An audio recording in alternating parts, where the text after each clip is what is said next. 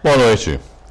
Passageiros que utilizam as barcas que fazem a travessia entre Santos e Vicente de Carvalho reclamam da superlotação e da demora. Segundo eles, a situação piorou desde que uma embarcação pegou fogo na semana passada. Cada uma destas barcas tem capacidade para levar cerca de 370 passageiros sentados e 50 bicicletas. 7 embarcações deveriam estar operando, mas só 2 estão fazendo a travessia. 3 estão em manutenção. Uma passa por reforma e outra pegou fogo no último dia 1º. Como é que está a situação dentro da barca? Tá meio complicada, né? Super lotada, muita gente. A maioria das pessoas vem em pé, né? Até a próxima porta mesmo da entrada e da saída. É muita gente, muita gente. Fora a demora que é para chegar também a barca. Benedito da Silva tem 81 anos. Veio de Guarujá para pegar o dinheiro da aposentadoria em Santos e quase não consegue chegar aqui. Por pouco ele não caiu quando ia subir e descer da barca por causa da quantidade de gente. Quase que eu ia caindo agora ali, ao descer da balsa, porque muita gente, aquele empurra, e minhas pernas enfraquecidas, quase que caio. É que o menino aí, ele me segurou eu agora. A esteticista Maria Aparecida Barreto veio a Santos para uma consulta médica. Ela saiu de casa 2 horas antes do horário marcado, porque já imaginava que ia demorar. Agora eu tenho médico 9 horas, eu saí de casa 7 horas. Não peguei a outra que veio na frente, porque veio super lotada. Esperei isso agora.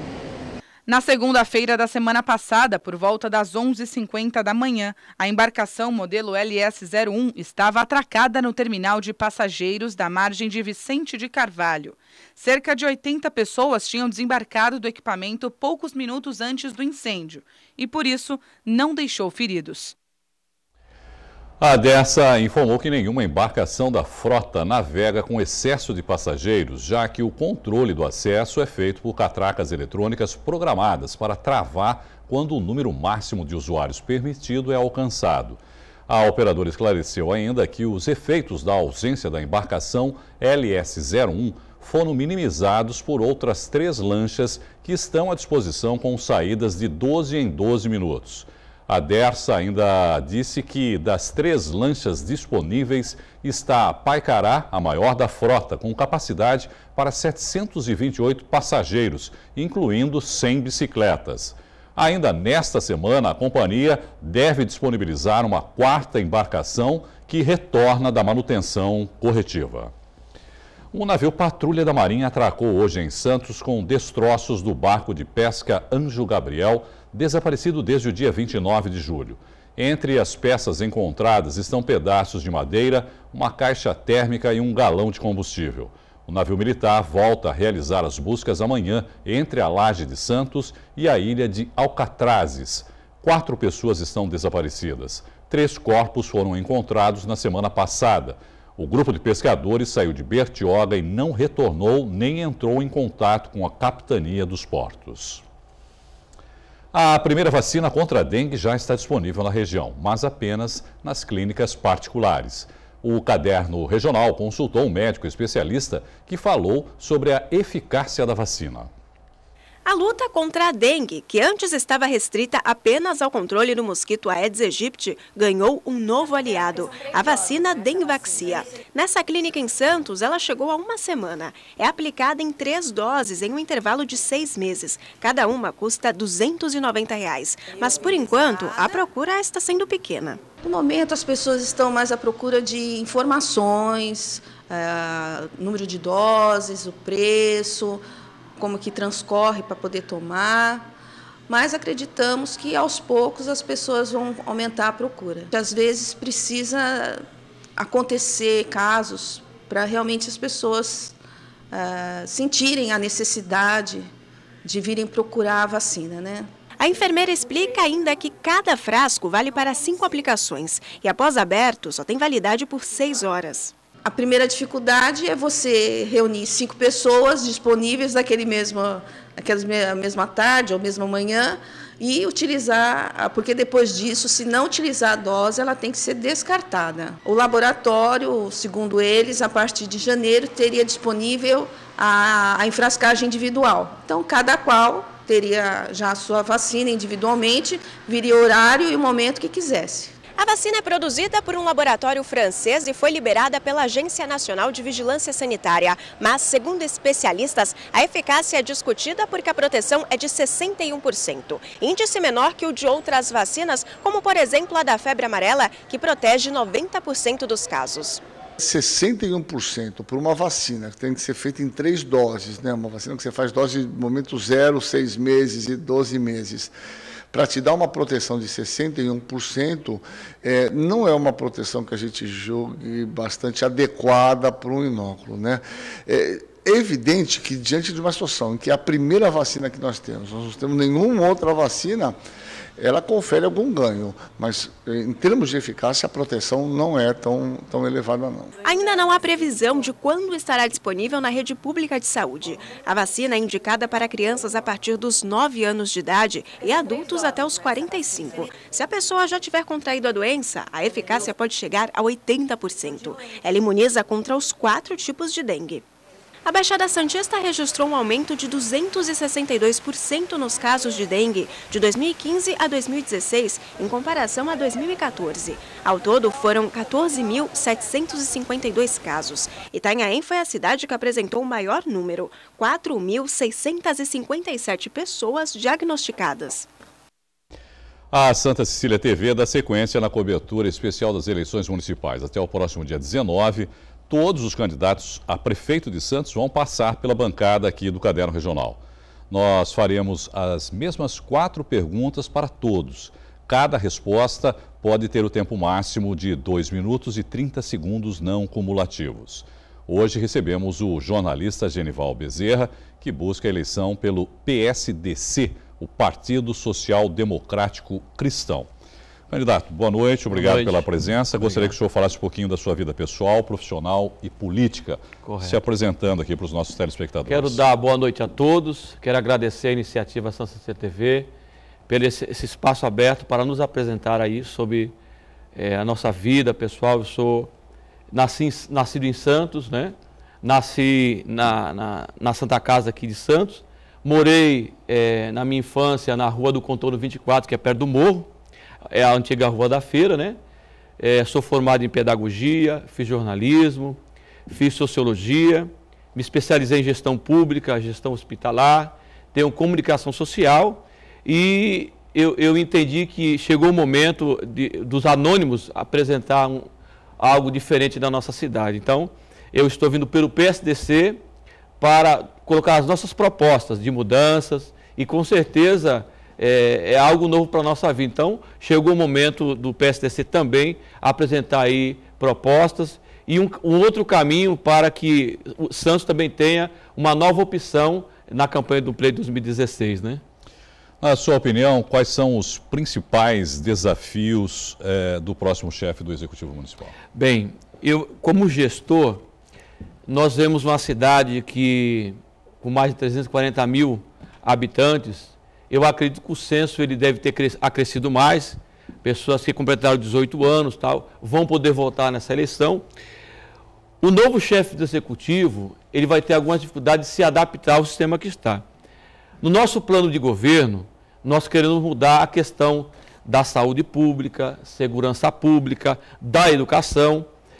Eu acredito que uma gestão política não é a mesma coisa de uma reconstrução social.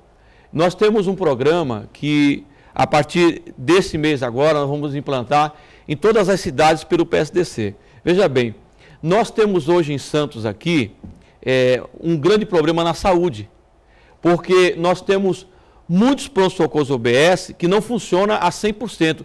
Tem muitas dificuldades, médicos estão faltando, material humano especializado, enfermeiros, recepção. Então, veja bem, olhando o quadro que está hoje a saúde, carente, que nós vemos aí, a gestão atual não conseguiu administrar a saúde devidamente. Hoje nós temos um hospital de estivadores que foi inaugurado sem atendimento nenhum. Temos UBSs que estão aí precariamente funcionando e um hospital, um pronto-socorro aqui na Conselheiro, que atende mais de 5.000 pessoas durante um mês. E você vê, Zona Noroeste, também a mesma coisa, pronto-socorro precariamente funcionando. No nosso plano de governo, nós vamos reconstruir essa situação para atender todos os munícipes. Nós estamos fazendo um planejamento de valores da seguinte forma. Você recebe na nossa cidade 72 milhões que veio para a saúde. Veja bem, se eu fosse o gestor agora, no nosso planejamento, o que aconteceria? Eu ia colocar todos os pronto-socorros e as UBS para funcionar. Porque não adianta você investir tantos milhões num único pronto-socorro, sabendo que para atender a demanda, todas as UBS deviam estar funcionando plenamente a 100% para atender a necessidade do povo. E não é isso que aconteceu nessa gestão. Então, no nosso plano de governo, nós vamos valorizar a saúde, trazendo um aperfeiçoamento nos pronto-socorros, no material humano, para poder atender a demanda de todos os bairros daqui de Santos, né? Então, no nosso planejamento, a saúde vai estar em primeiro lugar para atendimento de todos os bairros aqui, Zona Noroeste, Santos, Centro. O tempo está esgotado, candidato. Quais são os seus principais pontos, quais os principais pontos do seu programa de governo? Veja bem, nós estamos hoje aqui, segurança pública, nós estamos com dificuldades na questão da guarda municipal. A questão da instrumentalidade para servir a nossa cidade com ferramentas adequadas, local adequado para os guardas. Então, veja bem, o investimento na segurança pública será uma pauta muito importante na priori do nosso plano de governo. Segundo tópico que nós temos também, a educação. Se você olhar o quadro de gestão que nós temos, desde o governo Papa, havia aí um interesse no investimento de plano de carreira dos professores, que isso não aconteceu. Então, até hoje, mudou o governo, assumiu outro governo e a valorização dos professores, isso não aconteceu. Então, há a priori no nosso plano de governo, onde vamos investir na educação de Santos, nos professores. Então, chegou a hora de uma mudança radical. Por quê? Se você olhar hoje no Brasil, em Santos, o advogado, o jornalista, o engenheiro, todos passaram pela bancada ou sentaram numa cadeira e aprenderam nessa transição de saber com o professor na classe, passaram por um professor. Então, nós vamos investir maciçamente no plano de carreira dos professores na nossa gestão. Então, veja bem, se a educação estiver valorizada, a saúde bem acolhida, bem tratada, investida com subvenção do Estado ou federal, eu tenho certeza que o quadro da nossa cidade vai começar a mudar se nós pensarmos na qualidade de vida das pessoas. Bom, o senhor tem agora 2 minutos e meio para as considerações finais, por favor, candidato. Bem, veja bem, a cidade de Santos, ela passou muito tempo dependente de algumas bandeiras de alguns partidos.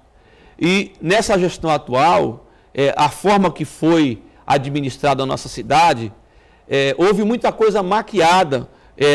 Essa gestão, ela, não vou dizer nem a zeladoria da nossa cidade por essa administração, ela não chegou à perspectiva que nós, como santistas, nós esperávamos. Então, veja bem, eu quero colocar aqui algo importante. Santos tem opção de governo para a gestão. Santos tem sim um outro caminho, a escolha de 4 de outubro. Nós estamos aqui com um plano de governo trazendo sobre este momento, trazendo você, santista, que nós temos um outro caminho, temos uma opção melhor para podermos aí ter uma escolha para uma gestão de 4 anos sobre Santos, para a saúde, segurança pública, para a educação. Então, eu tenho certeza que há uma outra opção para a cidade de Santos. Muito obrigado, candidato. Obrigado.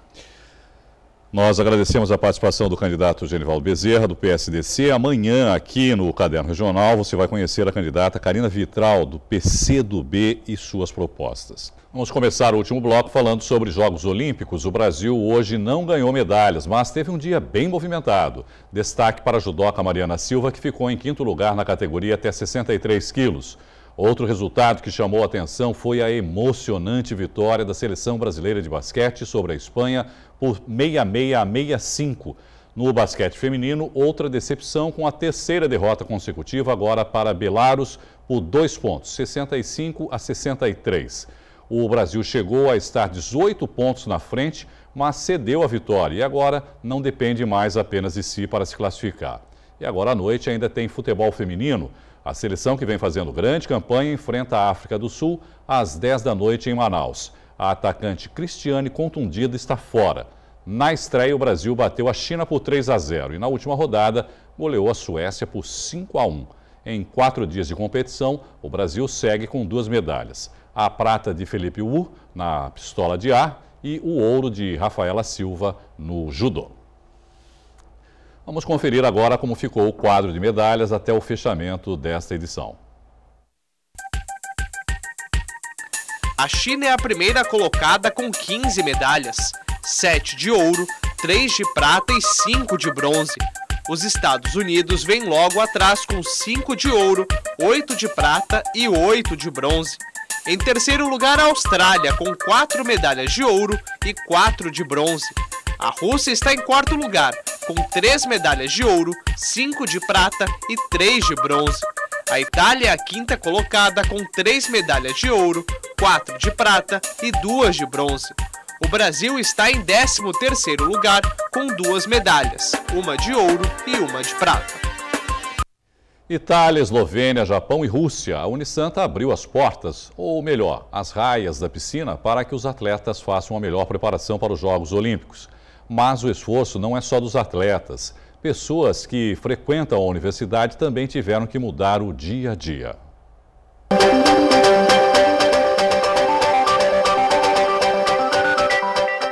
Nadadores chegando, treinando, até aí tudo normal. Mas para que as delegações estejam, digamos, tranquilas e seguras, algumas mudanças tiveram que ser feitas. A rotina da piscina mudou. Agora, quem faz natação aqui utiliza a aquecida, que fica na parte interna do complexo aquático.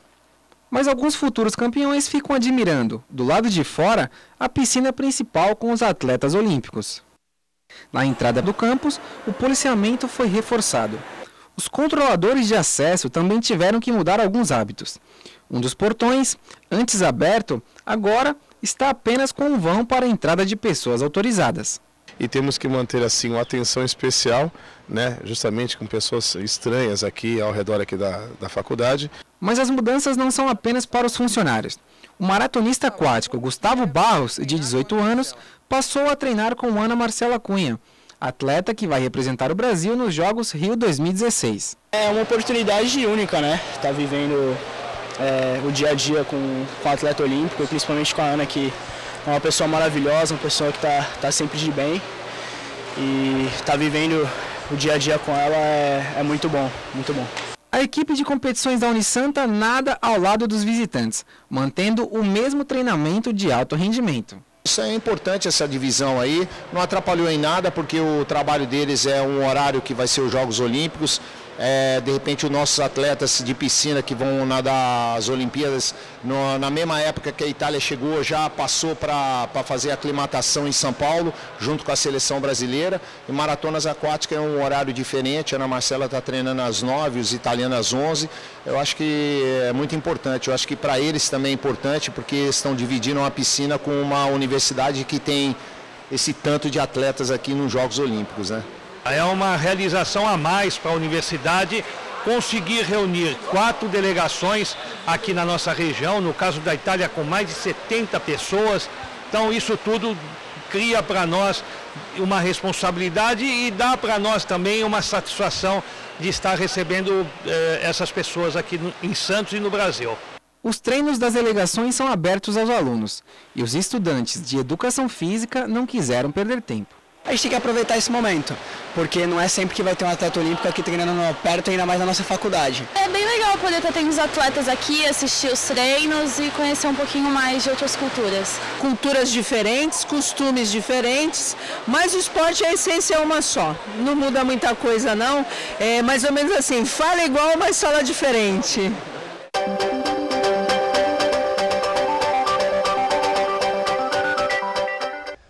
A edição de hoje fica por aqui. Você pode sugerir matérias e enviar fotos e vídeos pelo WhatsApp da redação. Anote aí 991411430. Pelo Santa Portal, você continua bem informado. Obrigado pela companhia, uma boa noite para você e até amanhã. Tchau.